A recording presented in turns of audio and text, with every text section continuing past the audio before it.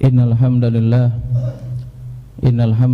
nahmaduhu ta'ala wa nasta'inuhu wa nastaghfiruh wa na'udzu billahi min shururi anfusina wa min sayyiati a'malina may yahdihillahu fala mudilla lahu wa may yudlil fala hadiya lahu asyhadu an la ilaha illallah wahdahu la syarika lahu wa asyhadu anna Muhammadan abduhu wa rasuluhu alladzi la nabiyya ba'dahu. Qala Allah Ta'ala fi kitabihil karim, ya ayyuhalladzina amanu taqullaha haqqa tuqatih wa la tamutunna illa wa antum muslimun. Ya ayyuhan nasu taqu rabbakumul ladzi khalaqakum min nafsin wahidah wa khalaqa minha zawjaha wa batha minhuma rijalan katsiran wa nisaa'a wattaqullaha alladzi tasaaluna bihi wal arham innallaha kana 'alaikum raqiba. Ya ayyuhalladzina amanu taqullaha wa qulu qawlan sadida yuslih lakum a'malakum wa yaghfir lakum dzunubakum wa may yuti'illaha wa rasulahu faqad faza fawzan 'azima. Amma ba'du, fa inna asdaqal hadithi kitabullah wa khairal hadi hadi Muhammadin sallallahu alaihi wasallam wa syarrul umuri muhdatsatuha wa kullu muhdatsatin bid'ah wa kullu bid'atin dhalalah wa kullu dhalalatin finnar. Ala inna mimma qala wa kafakhiru mimma kathara. Alhamdulillah, segala puji hanya milik Allah Subhanahu wa ta'ala. Kita memohon berlindung serta bertobat kepadanya, dan kita bersaksi bahwasanya tidak ada Tuhan yang berhak disembah kecuali Allah Subhanahu wa ta'ala. Salawat dan salam tidak lupa senantiasa kita curahkan kepada Nabi kita Nabi Muhammad sallallahu alaihi wasallam beserta keluarganya, sahabatnya, tabi'in, tabi'ut tabi'in, dan kepada para pengikutnya yang senantiasa istiqomah berpegang teguh di atas sunnahnya Nabi Muhammad sallallahu alaihi wasallam hingga akhir zaman. Dan kita bersaksi bahwasanya Muhammad adalah seorang nabi dan rasul utusan Allah Subhanahu wa ta'ala. Tentu dalam kehidupan kita atau apa yang kita alami ketika kita diputuskan oleh seorang dokter bahwasanya fisik atau apa yang ada pada diri kita adalah sesuatu yang tidak bisa dipertahankan lagi, atau bahkan ketika seorang dosen atau seorang dokter misalkan mereka memvonis bahwasanya fisik yang ada pada diri kita ini adalah tidak bisa dilanjutkan, artinya kita semuanya akan mengakhiri hidup ini dan kembali kepada Allah Subhanahu wa ta'ala. Ketika dokter memvonis hal seperti itu, pasti kita akan melakukan berbagai hal, berbagai macam cara, bagaimana caranya untuk melakukan hal-hal yang bisa menyelamatkan fisik kita masing-masing, menyelamatkan diri kita masing-masing. Ini kalau kita berbicara tentang urusan dunia. Bagaimana kalau seandainya kita tahu bahwasanya Ramadan kali ini adalah Ramadan yang terakhir, yang kita belum tentu bisa menemukannya. Harusnya kita pun sama, harusnya kita pun memiliki semangat yang tinggi untuk menjalani Ramadan ini dengan berbagai ketaatan kepada Allah Subhanahu wa ta'ala. Makanya ketika Nabi sallallahu alaihi wasallam ataupun dalam Al-Quran ataupun hadis-hadis Nabi sallallahu alaihi wasallam ketika menjelaskan tentang kematian, ketika menjelaskan tentang umur seseorang, tidak lain dan tidak bukan tujuannya adalah senantiasa agar kita senantiasa memiliki semangat yang tinggi, memiliki semangat untuk menghiasi kehidupan ini dengan berbagai ketaatan kepada Allah Subhanahu wa ta'ala. Begitu juga dengan Ramadan, kita tidak pernah tahu apakah kita bisa akan bertemu lagi di tahun depan, atau bahkan kita pun sama pada Ramadan kali ini tidak bisa menyempurnakannya dengan baik. Kalau seandainya kita sadar dengan hal tersebut, harusnya kita memiliki semangat yang tinggi untuk senantiasa menghiasinya dengan berbagai ketaatan kepada Allah Subhanahu wa ta'ala. Syekh Utsaimin, bahkan Syekh Al-Utsaimin hafizahullahu ta'ala, beliau menjelaskan bahwasanya Ramadan atau bulan Ramadan ini akan berubah, akan berkembang kapan? Ketika dihiasi dengan berbagai ketaatan kepada Allah Subhanahu wa ta'ala. Ramadan yang kali ini atau Ramadan yang kita jalani itu akan senantiasa layu apabila kita tidak hiasi dengan berbagai ketaatan kepada Allah Subhanahu wa ta'ala. atau bahkan dinodai dengan dosa dan kemaksiatan kepada Allah Subhanahu wa taala. Bahkan beliau pun menjelaskan kepada kita semuanya, pada hari ini kita sudah meninggalkan sepertiga daripada Ramadan tersebut. Bahkan sepertiga ini adalah bukan sesuatu hal yang sedikit. Maka siapapun yang mereka melakukan kebaikan, maka tetaplah bersemangat dan tambahlah dengan kebaikan-kebaikan yang lainnya.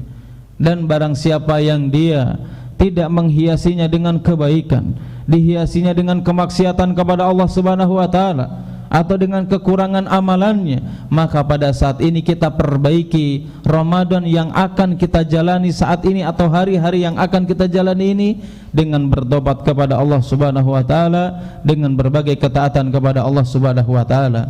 Bagaimana mungkin kita akan bisa menjadi orang-orang yang akan mendapatkan kecintaan dari Allah Subhanahu wa taala kalau kita tidak memiliki semangat untuk beribadah kepada Allah Subhanahu wa taala, terutama di bulan Ramadan. Puasa bulan Ramadan bukan hal atau bukan sebab yang menghalangi kita untuk mendekatkan diri kepada Allah Subhanahu wa taala, bukan sebab yang menjadikan kita kendor untuk melakukan ketaatan kepada Allah Subhanahu wa taala. Bukankah Nabi sallallahu alaihi wasallam menjelaskan dalam sebuah hadis yang datang dari Imam Muslim dari Abu Hurairah radhiyallahu taala anhu, Nabi sallallahu alaihi wasallam bersabda, "Al-mu'minu qawiyyun khairun wa habbu ilallah minal mu'min dhaif." Nabi sallallahu alaihi wasallam mengatakan dalam ayat tersebut, orang-orang mukmin yang memiliki keimanan yang kuat atau mukmin yang kuat lebih Allah cintai daripada orang mukmin yang lemah. Tetapi yang harus kita garis bawahi, hadis ini Nabi sallallahu alaihi wasallam menjelaskan untuk memberikan motivasi kepada kita. Bahkan di antara kaum muslimin mereka salah memahami hadis tersebut. Ketika Nabi sallallahu alaihi wasallam mengatakan orang mukmin yang kuat lebih dicintai, sebagian kaum muslimin mereka memahami bahwasanya mukmin yang kuat di sini adalah yang kekar, yang memiliki otot yang kuat. Bukan. Tetapi hadis ini menjelaskan kepada kita bahwasanya orang mukmin yang kuat adalah orang yang memiliki keimanan yang kuat meskipun fisiknya lemah. Betapa banyak orang yang memiliki fisik yang kuat, mampu menaiki beberapa gunung berkilo-kilometer, mampu memiliki kekuatan untuk bersepeda berkilo-kilometer, tetapi mereka tidak memiliki kekuatan untuk mengangkat kakinya untuk bisa sholat berjamaah di masjid. Maka hadis ini yang harus kita pahami. Mukmin yang kuat, yang dicintai oleh Allah Subhanahu wa taala adalah yang memiliki keimanan yang kuat, yang mendorong dia untuk senantiasa melakukan ketaatan kepada Allah. Mukmin yang kuat, mereka bukan hanya sekedar mengerjakan kewajiban, bahkan mereka setelah melakukan kewajiban dihiasinya dengan berbagai ketaatan kepada Allah Subhanahu wa taala. Tetapi orang-orang yang memiliki keimanan yang lemah, yang seperti apa? Maka para ulama menjelaskan di antara ciri orang yang mukmin lemah atau orang yang keimanannya lemah, mereka enggan mengerjakan kewajiban, bahkan bermalas-malasan, enggan untuk meninggalkan sesuatu yang diharamkan oleh Allah Subhanahu wa taala. Kalau kita paham dengan penjelasan para ulama tentang hadis, tentang wasiat Nabi sallallahu alaihi wasallam, ciri orang mukmin yang kuat yang Allah cintai, mereka bukan hanya sekedar mengerjakan kewajiban, tetapi mereka menghiasinya dengan berbagai ketaatan, di antaranya adalah sunnah-sunnah Nabi sallallahu alaihi wasallam. Dalam sebuah hadis yang lainnya, dalam kitab hadis Arba'in Nawawi, Nabi sallallahu alaihi wasallam menjelaskan di antara kedudukan, di antara sebab kenapa dalam hadis tersebut Allah mencintai orang mukmin yang kuat. Tadi dijelaskan oleh para ulama, dia bukan hanya sekedar mengerjakan kewajiban saja, tetapi dihiasi dengan berbagai amalan-amalan sunnah. Dalam riwayat lain Nabi sallallahu alaihi wasallam menjelaskan atau bersabda, "Wa may yataqarrabu ilayya," dan tidaklah seorang hamba senantiasa mendekatkan diri kepada aku, kata Allah Subhanahu wa taala, bin nawafil, dengan sunnah-sunnahku, dengan sunnah-sunnah yang diajarkan Nabi sallallahu alaihi wasallam, hatta uhibahu, mereka senantiasa memiliki semangat yang tinggi, senantiasa mendekatkan diri kepada Allah, bukan hanya sekedar yang wajibnya saja, tetapi mereka pun mengamalkan setiap amalan sunnah-sunnah Nabi SAW, hatta uhibahu, sampai aku mencintainya. Terus apa yang akan didapatkan oleh seseorang ketika Allah Subhanahu wa ta'ala mencintai hambanya?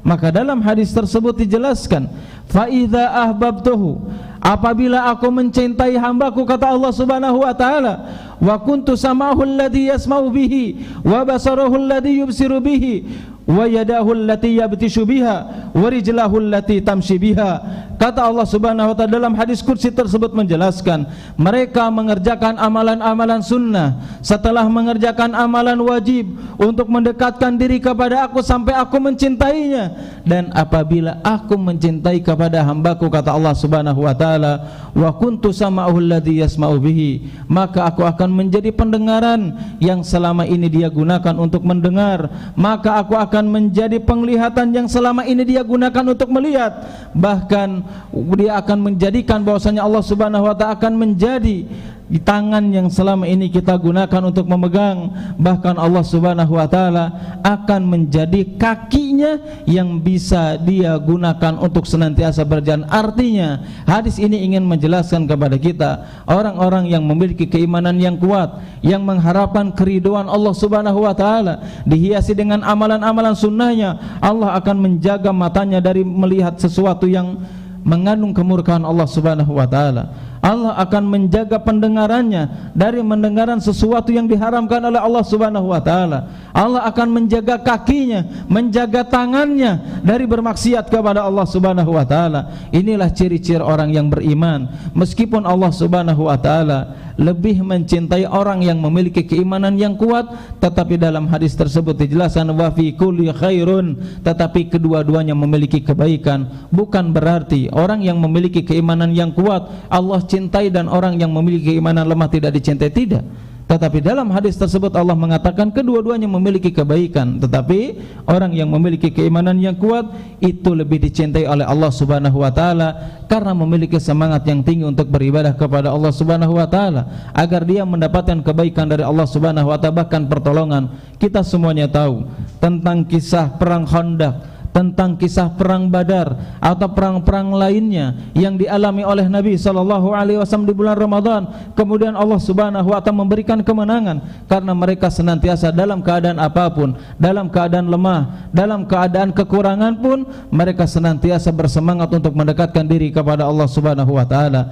Bahkan dijelaskan oleh Syekh Sa'di rahimahullahu taala ketika menjelaskan surat Al-Baqarah ayat 188, ketika Allah Subhanahu wa taala berfirman fastabiqul khairat, kalian berlomba-lomba untuk melakukan kebaikan, ketaatan kepada Allah Subhanahu wa taala, terutama di bulan Ramadan ini. Apa yang dijelaskan oleh Syekh Sa'di rahimahullah taala, orang yang memiliki semangat yang tinggi berlomba-lomba melakukan kebaikan, mereka adalah orang-orang yang memiliki kesempatan untuk bisa masuk ke dalam surga lebih dulu daripada orang mukmin yang lainnya. Bukankah Nabi SAW menjelaskan dalam sebuah riwayat ada dua orang yang sama-sama masuk Islam dalam waktu yang sama, tetapi Allah panggil, Allah mengambil nyawanya di waktu yang berbeda, yang pertama dengan yang keduanya meskipun memasuki Islam dalam waktu yang sama.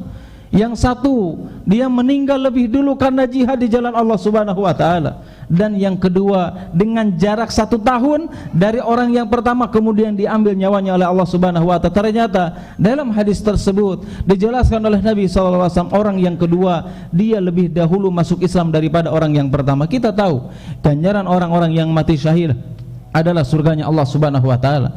Kenapa orang yang kedua yang matinya lebih lambat daripada yang pertama lebih bisa masuk surga lebih dahulu daripada orang yang pertama? Ternyata salah satu alasannya adalah ketika dia bertemu dengan bulan Ramadan, dan dia memaksimalkan ketika bertemu dengan bulan Ramadan dengan berbagai ketaatan kepada Allah Subhanahu wa taala.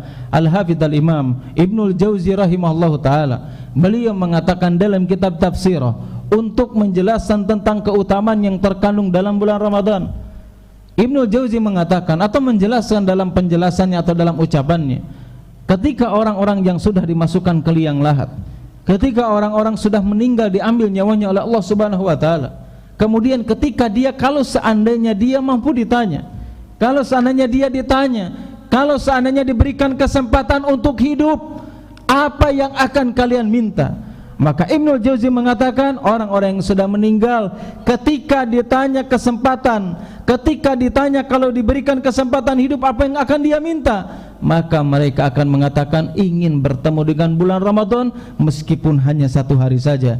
Inilah di antara hadis-hadis penjelasan para ulama betapa besar keutamaan bulan Ramadan yang diberikan oleh Allah Subhanahu wa taala. Harusnya menjadi momen menjadikan kita semakin lebih baik daripada sebelumnya. Harusnya menjadikan kita lebih semangat untuk mendekatkan diri kepada Allah Subhanahu wa taala, untuk hadir di majelis ilmu, untuk mempelajari Al-Qur'an, mempelajari hadis-hadis Nabi sallallahu alaihi wasallam, dan hal tersebut adalah hal yang bisa bermanfaat bagi seseorang baik di dunia ataupun di akhirat, karena dalam hadis tersebut Nabi sallallahu alaihi wasallam mengatakan bukan hanya sekedar kecintaan tentang seseorang atau kecintaan Allah Subhanahu wa taala kepada seorang yang memiliki keimanan kuat saja, tetapi ciri orang yang memiliki keimanan yang kuat, kata Nabi sallallahu alaihi wasallam dalam hadis tersebut dikatakan ihris ala ma yanfa'uk, mereka senantiasa menjaga hal-hal yang bermanfaat baik dalam kehidupan akhiratnya ataupun kehidupan dunianya. Orang-orang yang beriman ketika berbenturan antara maslahat dunia dan maslahat akhiratnya, maka orang-orang yang memiliki keimanan kepada Allah Subhanahu wa taala maka lebih mendahulukan maslahat yang berhubungan dengan akhiratnya daripada dunianya. Kenapa? Karena Nabi sallallahu alaihi wasallam yang menjelaskan kepada kita semuanya, ketika seseorang memiliki semangat yang tinggi untuk mencari maslahat yang berhubungan dengan akhirat, maka dunia pun akan Allah Subhanahu wa taala mudahkan agar bisa kita mengikuti kita semuanya. Aku qouli hadza wa astaghfirullah lakum wa lisairil muslimin innahu wasamiul alim.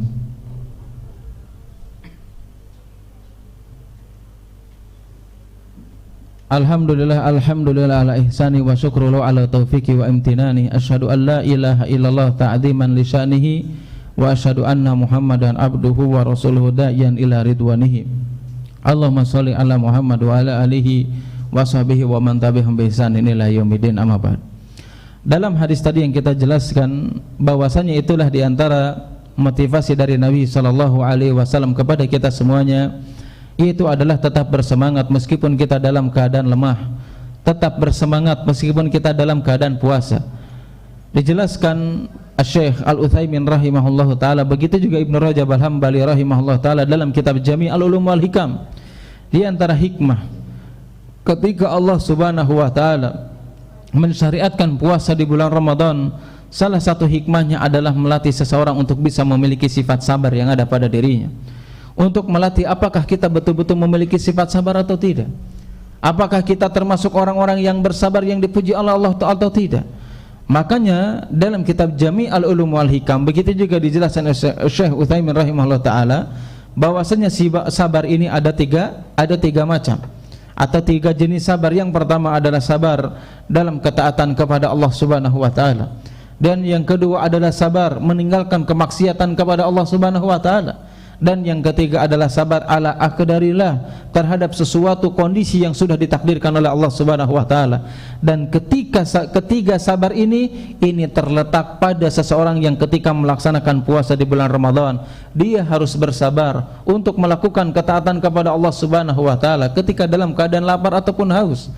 Dia harus bersabar untuk meninggalkan kemaksiatan kepada Allah Subhanahu wa taala ketika dia dalam keadaan lemah, dan dia harus bersabar untuk melaksanakan berbagai ketaatan yang diperintahkan oleh Allah Subhanahu wa taala dan Rasulnya sedangkan dia dalam keadaan lapar. Inilah kenapa para ulama menjelaskan di antara hikmah kenapa kita harus bersemangat ingin menjadi orang-orang yang bersabar, salah satunya adalah ketika dia mengerjakan puasa di bulan Ramadan, kemudian dia memiliki semangat yang tinggi untuk senantiasa beribadah kepada Allah Subhanahu wa taala. Bahkan di antara hikmah yang lainnya kenapa kita harus bersemangat beribadah di bulan Ramadan, harus lebih semangat daripada bulan-bulan yang lainnya, karena bulan Ramadan ketika Allah Subhanahu wa taala mensyariatkannya, hikmahnya adalah salah satunya untuk menjadikan kita mudah meninggalkan kemaksiatan kepada Allah Subhanahu wa taala di bulan Ramadan. Bagaimana kita mengetahui tentang hal tersebut? Kita tahu bulan Ramadan atau puasa di bulan Ramadan bukan hanya sekedar Allah Subhanahu wa taala melarang kita untuk meninggalkan sesuatu yang diharamkan saja. Bahkan Allah Subhanahu wa taala melarang kita untuk meninggalkan sesuatu hal yang dihalalkan. Makan dan minum adalah sesuatu yang halal, dan itu menjadi haram apabila dilakukan di siang hari. Melakukan hubungan suami istri adalah sesuatu yang dihalalkan bagi orang yang sudah menikah, tetapi ini diharamkan oleh Allah Subhanahu wa taala kapan? Ketika kita puasa di bulan Ramadan atau di siang hari. Kenapa Allah Subhanahu wa taala dalam hal-hal tersebut, melarang sesuatu hal yang dihalalkan oleh Allah Subhanahu wa taala. Salah satunya untuk melatih kita, kalau seandainya kita mampu untuk meninggalkan sesuatu yang halal, untuk meninggalkan sesuatu yang mubah, maka seseorang akan lebih mudah lagi untuk meninggalkan sesuatu yang diharamkan oleh Allah Subhanahu wa taala.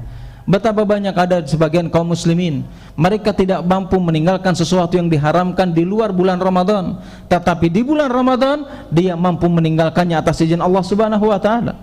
Inilah yang dijelaskan oleh Nabi sallallahu alaihi wasallam. Inilah yang dijelaskan oleh para ulama ketika Allah Subhanahu wa taala mensyariatkan puasa di bulan Ramadan. Begitu juga kenapa Allah Subhanahu wa taala, atau apa hikmah yang lainnya ketika Allah Subhanahu wa taala mensyariatkan kepada kita semuanya puasa di bulan Ramadan. Salah satu hikmahnya adalah bahwasanya supaya kita bisa betul-betul memiliki jiwa sosial. Kita sadar dengan kenikmatan yang telah diberikan oleh Allah Subhanahu wa taala. Betapa banyak kaum muslimin, saudara-saudara kita baik di Palestina ataupun dimanapun mereka berada, mereka tidak mampu menikmati apa yang selama ini kita nikmati pada saat ini. Dengan puasa dengan bulan Ramadan, di antara hikmahnya apa? Kita akan sadar ada saudara kita yang mereka tidak mampu makan, tidak mampu menikmati apa yang selama ini kita rasakan. Al-Hafidz Al-Imam Ibnu Qayyim rahimahullah ta'ala menjelaskan dalam kitab Madarijus Salikin dan kitab-kitab yang lainnya, beliau mengatakan, menjelaskan kepada kita semuanya bahwasanya bulan Ramadan adalah bulan di antara sebab untuk mengingatkan kalian kepada orang-orang fakir miskin di antara kaum muslimin yang mereka tidak mampu menikmati apa yang selama ini kita rasakan. Kita selama ini tersiksa, beberapa jam kita tidak bisa makan, beberapa jam kita tidak bisa minum, kita merasa tersiksa. Ini menyadarkan kepada kita betapa banyak kaum muslimin, mereka sudah berhari-hari, berlebih daripada kita berjam-jam untuk tidak bisa menikmati, dan Allah Subhanahu wa taala memberikan kemudahan kita untuk senantiasa bersyukur kepada Allah Subhanahu wa taala agar senantiasa meningkatkan berbagai ketaatan yang diberikan oleh, yang diperintahkan oleh Allah Subhanahu wa taala sebagai salah satu cara untuk mensyukuri berbagai kenikmatan yang diberikan oleh Allah Subhanahu wa taala. Itulah kenapa kita harus bersemangat, kenapa kita harus tetap istiqomah menjalankan ketaatan kepada Allah Subhanahu wa taala baik di bulan Ramadan khususnya ataupun di bulan-bulan yang lainnya, karena Allah Subhanahu wa taala menjelaskan dalam surat Fussilat secara tegas mengatakan kepada kita semuanya, orang-orang yang istiqomah di jalan Allah Subhanahu wa taala baik di bulan Ramadan khususnya ataupun di bulan-bulan yang lainnya, ketika itu Allah Subhanahu wa taala mengatakan kepada kita semuanya, fala tahzanu, kalian tidak perlu bersedih ketika kalian diambil nyawanya oleh Allah Subhanahu wa taala, selama kita istiqomah tetap bersemangat menjalankan ketaatan kepada Allah Subhanahu wa taala. Wa absyiru bil jannati allati kuntum tu'adun, bahkan Allah Subhanahu wa taala mengabarkan dengan kabar gembira dengan berbagai pahala, di antaranya adalah surganya Allah Subhanahu wa taala bagi orang-orang yang memiliki semangat yang tinggi, istiqamah, dia senantiasa melakukan ketaatan kepada Allah Subhanahu wa taala khususnya di bulan Ramadan, di bulan yang penuh dengan ampunan, agar kita sama-sama mendapatkan ampunan dari Allah Subhanahu wa taala dengan bersemangatnya ibadah, dengan melakukan berbagai ketaatan yang diperintahkan oleh Allah Subhanahu wa taala. Itulah di antara sebab Allah Subhanahu wa taala bukan hanya sekedar memberikan kecintaannya kepada kita, tetapi itulah di antara sebab Allah Subhanahu wa taala akan mengampuni dosa-dosa yang selama ini kita lakukan. Bahkan Nabi sallallahu alaihi wasallam bersabda, ragima anfu rajulin dakhala alaihi Ramadan falam yughfar lahu. Nabi sallallahu alaihi wasallam menjelaskan, celakalah, binasalah orang-orang yang bertemu dengan bulan Ramadan tetapi mereka tidak mendapatkan ampunan dari Allah Subhanahu wa taala. Bahkan Ibnu Rajab Al-Hambali rahimahullah taala dalam kitab Jami'ul Ulum wal Hikam menjelaskan kenapa Nabi sallallahu alaihi wasallam mengatakan celaka, binasa orang yang bertemu dengan bulan Ramadan tidak mendapatkan ampunan dari Allah Subhanahu wa taala. Kata Ibnu Rajab, karena orang-orang yang mereka tidak mendapatkan ampunan di bulan Ramadan, maka mereka akan sulit untuk mendapatkan ampunan di bulan-bulan yang lainnya. Bahkan Ka'ab bin Malik radhiyallahu taala anhu rahimahullahu taala, beliau menjelaskan banyak di antara kaum muslimin bukannya dia di bulan Ramadan untuk mendapatkan ampunan dari Allah Subhanahu wa taala. Banyak di antara kaum muslimin ketika bertemu dengan bulan Ramadan, mereka memiliki tekad untuk bermaksiat setelah berpisah dengan bulan Ramadan. Banyak orang seperti itu. Mereka merasa terganggu dengan puasa di bulan Ramadan. Bahkan Ka'ab bin Malik mengatakan, barang siapa yang mereka memiliki niatan untuk melakukan kemaksiatan setelah berpisah dengan bulan Ramadan, maka ini diantara ciri bahwasanya puasa seseorang rusak alias tidak diterima oleh Allah Subhanahu wa taala. Inilah khutbah yang singkat ini, mudah-mudahan bermanfaat khususnya bagi khatib pribadi, umumnya bagi jamaah sekalian. Mudah-mudahan kita semuanya diberikan kemudahan oleh Allah Subhanahu wa taala untuk senantiasa menghiasi bulan Ramadan ini dengan berbagai ketaatan kepada Allah Subhanahu wa taala. Karena kita tidak mungkin bisa hadir di tempat ini, kita tidak bisa menghatamkan Quran kecuali atas izin dan pertolongan dari Allah Subhanahu wa taala, sebagaimana para ulama menjelaskan, menafsirkan ketika menafsirkan salah satu hadis Nabi sallallahu alaihi wasallam, di antaranya adalah atau firman Allah Subhanahu wa taala ketika kita mengenal dengan kalimat la haula wala quwata illa billah. Maksudnya di situ dijelaskan Ibnu Mas'ud rahimahullah taala radhiyallahu taala anhu, la haula anil ma'siyah illa bi ismatihi.